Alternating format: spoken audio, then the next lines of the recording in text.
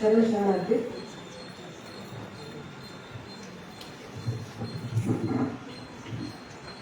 ವೇದಿಕೆ ಮೇಲೆ ಆಸೀನರಾಗಿರ್ತಕ್ಕಂಥ ಎಲ್ಲ ಗಣ್ಯರಿಗೂ ಹಾಗೂ ಕದಲಿ ಮಹಿಳಾ ವೇದಿಕೆಯ ಎಲ್ಲ ಸದಸ್ಯರಿಗೂ ನಮಸ್ಕಾರಗಳು ಹಾಗೂ ವಿಶ್ವ ಮಹಿಳಾ ದಿನಾಚರಣೆಯ ಶುಭಾಶಯಗಳು. UN ಪ್ರಕಾರ UN ಥೀಮ್ ಅಂದರೆ rights justice action for all women and girls ಅಂತ UN theme. Given gain man UN theme ಇದು. ನನಗೆ ಇವತ್ತು ಇದು ಆ್ಯಕ್ಚುಲಿ ಅನ್ಎಕ್ಸ್ಪೆಕ್ಟೆಡ್. ನಾನು ಯಾವುದೇ ಭಾಷಣ ಪ್ರಿಪೇರ್ ಆಗಿಲ್ಲ. ನಂದು ಓನ್ ಎಕ್ಸ್ಪೀರಿಯನ್ಸ್, ನಂದು ಕೆರಿಯರಲ್ಲಿ ಏನೇನಾಯ್ತು ಅದೊಂದು 2 ಎಕ್ಸ್ಪೀರಿಯನ್ಸ್ ಹೇಳ್ತೀನಿ ಅಷ್ಟೇ. ಫಸ್ಟ್ ಆಫ್ ಆಲ್ ಇದು ವಚನ ಗಾಯನ ನನಗೆ ಭಾಳ ಇಷ್ಟ ಆಯಿತು. ಎಲ್ಲರೂ ಲೇಡೀಸು ಫಸ್ಟ್ ಹಾಡಿದ್ದು ಭಾಳ ತುಂಬ ಇಷ್ಟ ಆಯಿತು. ಅವ್ರು ನಿಲ್ಸಕ್ಕೆ ರೆಡಿ ಇಲ್ಲ, ಇನ್ನೊಂದು ಪ್ರಿಪೇರ್ ಆಗ್ಬಿಟ್ಟಿದೆ, ಇನ್ನೊಂದು ಪ್ರಿಪೇರ್ ಆಗ್ಬಿಟ್ಟು ರಿಯಲಿ ಗುಡ್. ನನಗೆ ಇದ್ರ ಬಗ್ಗೆ ಎಲ್ಲ ಅರಿವು ಮೂಡಿದಂದರೆ ನಾನು UPSC ಮತ್ತು KPSC ಓದುವಾಗ ನಂದು ಕನ್ನಡ ಸಾಹಿತ್ಯ ನಂದು ಐಚ್ಛಿಕ ವಿಷಯ ಆಪ್ಷನಲ್. ಆವಾಗ ನಂದು ಅದರಲ್ಲಿ ಫೇವ್ರೇಟ್ ಪಾರ್ಟ್ ಅಂದರೆ ಶರಣ ಸಾಹಿತ್ಯ. ನಾನು ಆವಾಗ ಇನ್ಫ್ಲೂಯೆನ್ಸ್ ಆಗಿದ್ದು ಶರಣ ಸಾಹಿತ್ಯ. ಮತ್ತು ನಾನು ಮದುವೆ ಆದರೆ ನಾನು ಬಸವ ತತ್ವ ಮೂಲಕನೇ ಮದುವೆ ಆಗೋದಂತ ನಾನು ಹಠ ಮಾಡಿದ್ದು. ನಮ್ಮ ತಂದೆ ತಾಯಿಗೆ ಭಯ ಇತ್ತು. ಇವಳು ಡೆಲ್ಲಿ ಕಳ್ಕೊಂಡು ಪ್ರಿಪ್ರೇಷನ್ ಆಫ್ಕೋರ್ಸ್ UPSC IAS ಪ್ರಿಪ್ರೇಷನ್ಗೆ ಡೆಲ್ಲಿಗೆ ಹೋದೆ. ಅಲ್ಲಿ ಇವರಿಗೆ ಕಳವಳ 26 ಆಯ್ತು 27 ಆಯ್ತು, ಹುಡುಗಿ ಡೆಲ್ಲಿ ಕಳಿಸ್ಬೇಕು. ನಮ್ಮ ಅಪ್ಪನ ಬಿಲ್ಕುಲ್ ಕಳಿಸಲ್ಲ. ಇನ್ನೇನು ಮಾಡ್ತಾಳೆ, ನಾನು ಆಂಟಿಯಿಂದ ನಾನು 2 ಲಕ್ಷ ರೂಪಾಯಿ ಸಾಲ ತಗೊಂಡು ನಮ್ಮ ಚಿಕ್ಕಮ್ಮನಿಂದ ರಾತ್ರಿ ಟ್ರೈನ್ ತಗೊಂಡು ಡೆಲ್ಲಿಗೆ ಹೋಗ್ಬಿಟ್ಟೆ ನಾನು.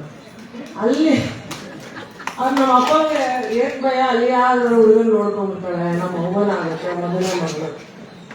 ಇಲ್ಲ ನೀವು ಯಾವುದು, ನಂದು ಒಂದೇ ಕಂಡೀಷನ್, ನಾನು ಎಕ್ಸಾಮ್ ಕ್ಲಿಯರ್ ಆಗಬೇಕು, KS ಅಥವಾ IAS ಆಗಬೇಕು. ಆಮೇಲೆ ನಾವು ಕೋತಿ ಮುಗಿಸ್ತಾರೆ ಯಾರು ನೋಡ್ತೀವೋ ನಾನು ಕಡಿಮೆ ಮುಗಿಸ್ಕೊಂಡು ತಲೆ ಕೆಡಿಸ್ತೀನಿ. ನಂದು ಒಂದು ಕಂಡೀಷನ್ ಏನಂದ್ರೆ ನಾನು ಬಸವ ತತ್ವದ ಮೂಲಕನೇ ಮದುವೆ ಆಗೋದು, ಇದು ನಂದು ಒಂದು ಕಂಡೀಷನ್.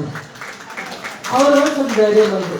ಸರಿ 2 ವರ್ಷ ಆಯ್ತು, 3 ವರ್ಷ ಆಯ್ತು, 27, 28 ಆಯ್ತು, ಇನ್ನೂ ಕ್ಲಿಯರ್ ಆಗ್ತಾ ಇಲ್ಲ. UPIAS ಇಲ್ಲ, KS ಇಲ್ಲ.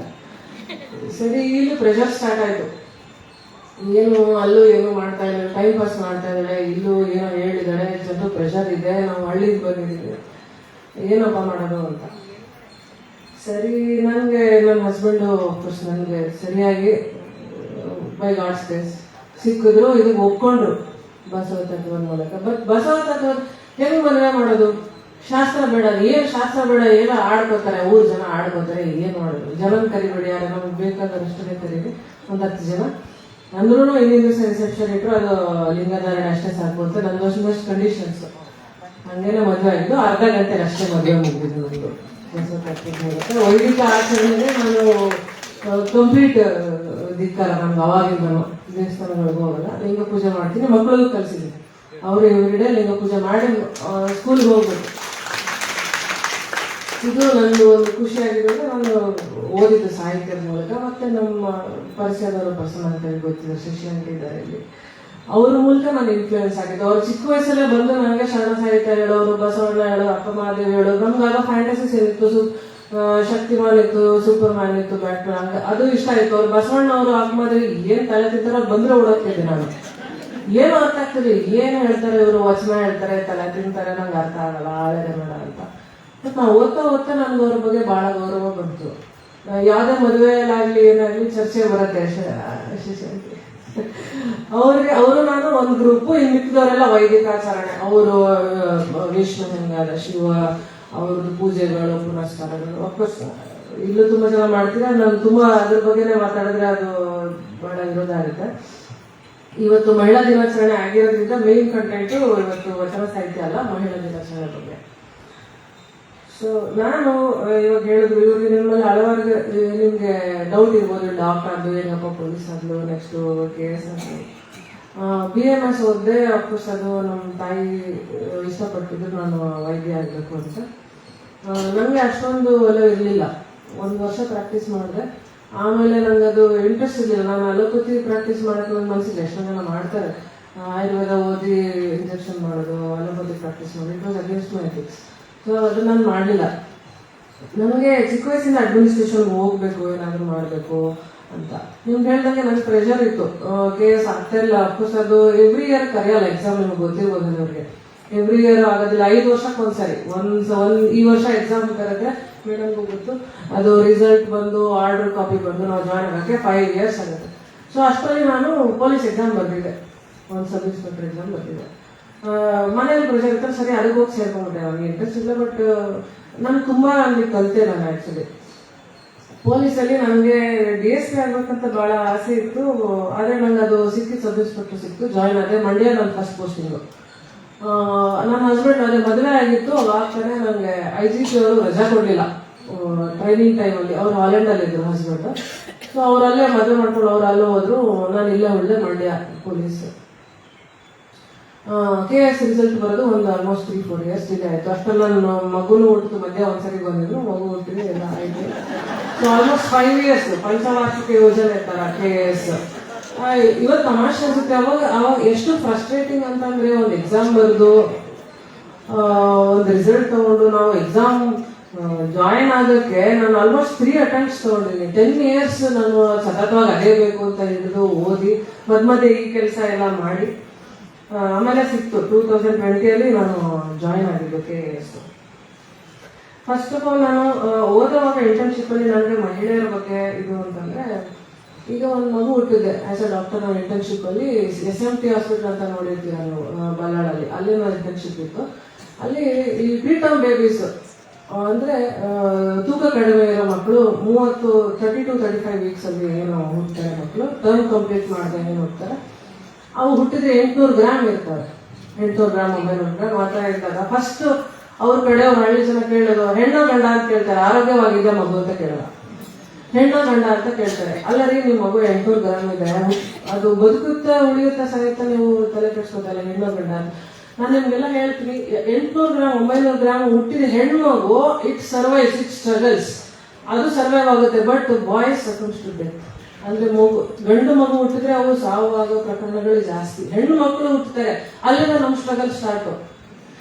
ಹುಟ್ಟಿ ದಿವಸದಿಂದ ನಮ್ಗೆ ಅವಾಗಿಂದ ಸ್ಟ್ರಗಲ್ ಹುಟ್ಟಿ ದಿವಸದಿಂದ ಸ್ಟಾರ್ಟ್ ಆಗುತ್ತೆ. ನಾನು ನೋಡಿದ್ದೀನಿ, ಅನುಭವಿಸಿದ್ದೀನಿ. ನೆಕ್ಸ್ಟ್ ಹೆಂಗೋ ಬದುಕೊಂಡು ಬರುತ್ತೆ ಮಗು, ಓದುತ್ತೆ. ನಂತರ ಎಲ್ಲ ಜಾಸ್ತಿ ಓದ್ಬೇಕಾದ್ರೆ ಎಷ್ಟಮ್ಮ ಓದ್ತೀಯ, ನೀನು ಎಷ್ಟು ಓದಿದ್ರೆ ಗಂಡು ಹೇಳ್ತಾರದು ನಮ್ಮಜ್ಜಿ. ಎಲ್ಲಿ ಗಂಡು ಹುಡುಕದ್ ಹೆಂಗೆ, ಇಷ್ಟಷ್ಟ ನೀನು ಇಷ್ಟು ಓದ್ಬಿಟ್ರೆ ಅದು ಓದೇ ಆಯ್ತು, ಕೆಲಸ ಸಿಕ್ತು. ಸರಿ, ಮಕ್ಕಳಾದ್ಮೇಲೆ ನೀನು ಆಫೀಸ್ ಕೊಡೋಕೆ ಮಕ್ಳು ಯಾರು ನೋಡ್ಕೊತಾರೆ? ಕೆಲಸ ಕಮ್ಮಿ ಮಾಡು, ಕಚೇರಿ ಕಮ್ಮಿ ಮಾಡು ಕೆಲಸ, ನೀನು ಮನೆ ಕಡೆ ಗಮನ ಕೊಡು, ಮಕ್ಳ ಕಡೆ ಗಮನ ಕೊಡು, ಗಂಡಗೆ ಇದು ಮಾಡು, ಕಾಫಿ ಕೊಡು, ತಿಂಡಿ ಕೊಡು ಅಂತ. ಅದೊಂದು ಸ್ಟ್ರಗಲ್. ಅದಾದ್ಮೇಲೆ ಪ್ರಮೋಷನ್ ಆಗುತ್ತೆ. ಪ್ರಮೋಷನ್ ಆಗ್ಬಿಟ್ಟು ಆಗೋತ್ತು, ಇಷ್ಟೇ ಪ್ರಮೋಷನ್ ಆಗುತ್ತೆ, ನೀವು ಯಾವ್ಯಾವ ದಾರಿ ಹಿಡ್ತಿದ್ದೀರಿ ಇಷ್ಟೇ ಬರುತ್ತೆ. ಈ ತರ ಮಾತುಗಳು ನಾವೆಲ್ಲ ನೋಡಿದ್ದೀವಿ. ಸೊ ಸ್ಟ್ರಗಲ್ ನಿಮ್ದು ಡೇ 1 ಇಂದ ಹಿಡಿದು ಕೊನೆ ತನಕ ನಮಗೆ ಸ್ಟ್ರಗಲ್ ಇದ್ದೇ ಇರುತ್ತೆ. ಅದಾದ್ಮೇಲೆ ನಾನು ಪೊಲೀಸ್ ಜಾಯ್ನ್ ಆದೆ. ಅಲ್ಲಿ ಮೇಲ್ ಡಾಮಿನೇಟೆಡ್ ಡಿಪಾರ್ಟ್ಮೆಂಟ್, ನಿಮ್ಗೆಲ್ಲ ಗೊತ್ತು, ಹೈರಾರ್ಕಿ ಇರುತ್ತೆ ಅಲ್ಲಿ. ಯಾವುದೇ ಕೇಡರ್ಗೆ ಹೋಗಿ, ನಾನು SP ಆದ್ರೂ ಕೂಡ, IPS ಆದ್ರೂ ಕೂಡ, ಅಲ್ಲಿ ನಿಮ್ಗೆ ವುಮನ್ ಲೇಡೀಸ್ ನಡ್ಸ್ಕೊಳ್ಳೋ ರೀತಿ ಬೇರೆ. ನನ್ಗೆ ಏನ್ ಮಾಡೋದು, ಮನೇಲಿ ನಮ್ಗೆ ಇದ್ ಮಾಡ್ಕೋಬೇಕೆ, ತಪ್ಪಿಸ್ಕೋಬೇಕೆ, ಜಾಯ್ನ್ ಆಗಿದ್ದೀವಿ. ಅಲ್ಲೂ ನೆಮ್ಮದಿ ಇಲ್ಲ, ಕಿರುಕುಳ ಇರುತ್ತೆ, ರಜಾ ಕೊಡೋದಿಲ್ಲ, ನೀವು ವೇ ಆಫ್ ಡ್ರೆಸ್ಸಿಂಗ್ ನೋಡ್ತಾರೆ, ಎಲ್ಲಾನು ನೋಡ್ತಾರೆ. ಅಲ್ಲೂ ನಮ್ಗೆ ಅಷ್ಟು ಇದಿಲ್ಲ. ಆಮೇಲೆ ಅಲ್ಲಿ ಒಳಗೆ ಹೋದ್ಮೇಲೆ ಮಂಡ್ಯದಲ್ಲಿ ನಾನು ಕೆಲವೊಂದು, ಇದೊಂದು ಹೇಳೋದು ಸ್ವಲ್ಪ ದುರಂತ ಅನಿಸುತ್ತೆ, ಬಟ್ ಸ್ಟ್ಯಾಟಿಸ್ಟಿಕ್ಸ್ ನೋಡಿದಾಗ 1 in 4 ವುಮನ್ 16ನೇ ವರ್ಷದಿಂದಲೇ ಈ ಲೈಂಗಿಕ ಕಿರುಕುಳ, ದೌರ್ಜನ್ಯ ಅನುಭವಿಸ್ತಾ ಇರ್ತಾರೆ. 1 in 6 ಚಿಲ್ಡ್ರನ್, ಒಂದು ಮಗು, 6 ಮಕ್ಕಳಲ್ಲಿ ಒಂದು ಮಗು ಇದನ್ನ ಅನುಭವಿಸ್ತಾ ಇರುತ್ತೆ. ಆಯ್ತಾ, ಲೆಸ್ ದನ್ 3 ಇದಿಷ್ಟಲ್ಲಿ ಒಂದು 100 ಕೇಸ್ ಈ ತರ ಮಾಡಿದ್ರೆ only 3 cases are reported police station. ಬರೀ 3 ಕೇಸ್ ಬರ್ತಾರೆ. ಯಾಕೆಂದ್ರೆ ಸ್ಟ್ಯಾಟಿಸ್ಟಿಕ್ಸ್ ಹೇಳ್ತಾರೆ ನಿಮ್ಗೆ, 39% ಜನ ಏನು ಅನ್ಕೋತಾರೆ, ಪೊಲೀಸ್ ಹೆಲ್ಪ್ ಮಾಡಲ್ಲ, ಆ ಪೊಲೀಸ್ ನಿಮ್ಮನ್ನು ನೋಡೋ ತರ ನಡ್ಸ್ಕೊಳ್ಳೋ ತರ ಬೇರೆ ಇರುತ್ತೆ. 35% ಇಲ್ಲ ಮುಜುಗರ ಆಗುತ್ತೆ, ನಮ್ಗೆ ಅವಮಾನ ಆಗುತ್ತೆ ಮಂತಂದಲ್ಲಿ, ನಮ್ಮನೆ ಯಾರು ನೋಡಿದವ್ರು ಅನ್ಕೋತಾರೆ, ಇದು ಎಂಬರಾಸಿಂಗ್ ಫ್ಯಾಕ್ಟರ್ ಅಂತ. 35% they don't report to police. So ಇದು ಫ್ಯಾಕ್ಚುಯಲ್ ಸ್ಟ್ಯಾಟಿಸ್ಟಿಕ್ಸ್ ಹೇಳ್ಬೇಕು ಅನಿಸ್ತು ನನಗೆ. ಅದರಲ್ಲಿ ಚಿಕ್ಕ ಮಕ್ಳು ಇರ್ತಾರಲ್ಲ, 93% ಮಕ್ಕಳೇನು ಇರ್ತಾರಲ್ಲ, ಅದರಲ್ಲಿ ಮನೆಯವರಿಂದಾನೇ ಅವರು ಸೆಕ್ಷುವಲ್ ಅಬ್ಯೂಸ್. ಚಿಕ್ಕ ಮಕ್ಳಿಗೆ ಅವಾಗೇನು ಗೊತ್ತಿರುತ್ತೆ. ಇದು ನಾನು ಪೊಲೀಸಲ್ಲಿ ನಾನು ಏನು ತಿಳ್ಕೊಂಡಿದ್ದು ಅಂತಂದ್ರೆ, ಇದಿಷ್ಟು ಸಮಾನತೆ ನಮಗೆ ಸಿಗ್ತಿಲ್ಲ. ಇವತ್ತೊಂದ್ ದಿವಸ ಸೆಲೆಬ್ರೇಟ್ ಮಾಡಿದ್ವಿ, ಮಾರ್ಚ್ ಆಯ್ತು, ಮಹಿಳಾ ದಿನಾಚರಣೆ, ಎಲ್ಲರೂ ಕ್ಲಾಸ್ ಹೊಡಿತಾರೆ, ಕೇಕ್ ಕಟ್ ಮಾಡಿಸ್ತಾರೆ. But rest of the time ನಮಗ್ ಗೊತ್ತು, ನಮ್ಗೆ ಸಮಾನತೆ ಒಂದು ಚೂರು ಅಚ್ಚವಾಗಿಲ್ಲ. ನಾವು ವಚನ ಸಾಹಿತ್ಯದಲ್ಲಿ ಎಲ್ಲ ಏನ್ ಹೇಳಿದ್ರು ಮೇಡಮ್, ಅವಾಗಿತ್ತು ಗಂಡು ಹೆಣ್ಣು ಒಟ್ಟಿಗೆ ಕುತ್ಕೊಂಡು ಎಲ್ಲ ವಚನ ರಚಿಸಿದ್ರು, ಆಡು ಭಾಷೆಯಲ್ಲಿ ಎಲ್ಲರಿಗೂ ತಿಳಿಸ್ಕೊಟ್ರು. ಬಟ್ ಆಮೇಲೆ ಏನಾಯ್ತು ಈ ಸಮಾಜಕ್ಕೆ ನಂಗೆ ನಿಜವಾಗ್ಲೂ ಗೊತ್ತಿಲ್ಲ, ಇವಾಗ್ಲೂ ಸಿಕ್ಕಿಲ್ಲ. ಥ್ಯಾಂಕ್ ಗಾಡ್ ನಮ್ಮ ಡಿಪಾರ್ಟ್ಮೆಂಟ್ ಅಲ್ಲಿ ಈಕ್ವಾಲಿಟಿ ಇದೆ. ನಮ್ಮ commercial tax department is such a bless department. ನಾವು ಇಬ್ರು ಈಕ್ವಲ್ ಅಲ್ಲಿ. ಇನ್ಫ್ಯಾಕ್ಟ್ ನಮ್ಮ ಮೈಸೂರಲ್ಲಿ ನೀವು ಕಮರ್ಷಿಯಲ್ ಟ್ಯಾಕ್ಸ್ ಡಿಪಾರ್ಟ್ಮೆಂಟ್ ನೋಡಿದ್ರೆ 60-70% ಲೇಡೀಸ್ ಇದೀವಿ. We are dominating actually. ನಮ್ದು ಕಾರ್ಪೊರೇಟ್ ಪೊಲೀಸ್ ಡಿಪಾರ್ಟ್ಮೆಂಟ್ ನೋಡಿದ್ದೀನಿ, ನಾನು ರೆವೆನ್ಯೂ ಡಿಪಾರ್ಟ್ಮೆಂಟ್ ನೋಡಿದ್ದೀನಿ.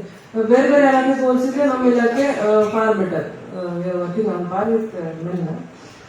ಸೊ ಎತ್ರ ಮ್ಯಾರೇಜ್ಕೂರ್ ಪೂಜೆಂತೆ ತತ್ರ ನಮ್ಮಂತೆ ದೇವತ, ಅದು ಪುಸ್ತಕದಲ್ಲಿ ಸುಮ್ಮನೆ ಬಾಯಾಟ್ ಮಾಡಿಸಿರ್ತಾರೆ, ನಾವು ಹೇಳ್ತೀವಿ ಅಷ್ಟೇ, ಕಲ್ತ್ಕೊಳ್ತೀವಿ ನಾವು ಒಂದಷ್ಟು.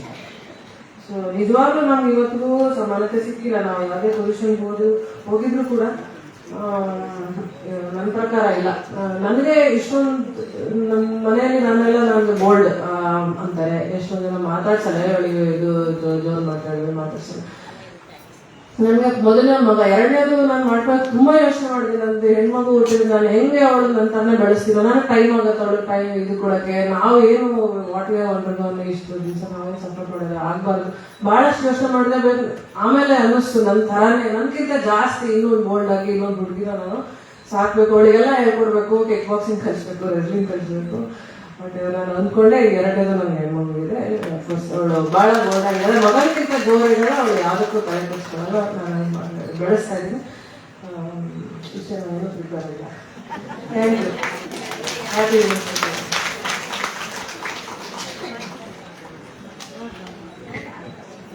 ತಮ್ಮ ವೈಯಕ್ತಿಕ ಜೀವನದ ಬಗ್ಗೆ ವಿಸ್ತಾರವಾಗಿ ತಿಳಿಸಿ ಅಂದುಕೊಂಡಿದ್ದನ್ನ ಛಲದಿಂದ ಸಾಧಿಸಿ ತೋರಿಸಿದ ಡಾಕ್ಟರ್ ಭಾವನಾ ಗಜೇಂದರ್ ಅವರಿಗೆ ಕದಲಿ ಮಹಿಳಾ ವೇದಿಕೆಯ ವತಿಯಿಂದ ಹೃತ್ಪೂರ್ವಕವಾದ ಧನ್ಯವಾದಗಳು.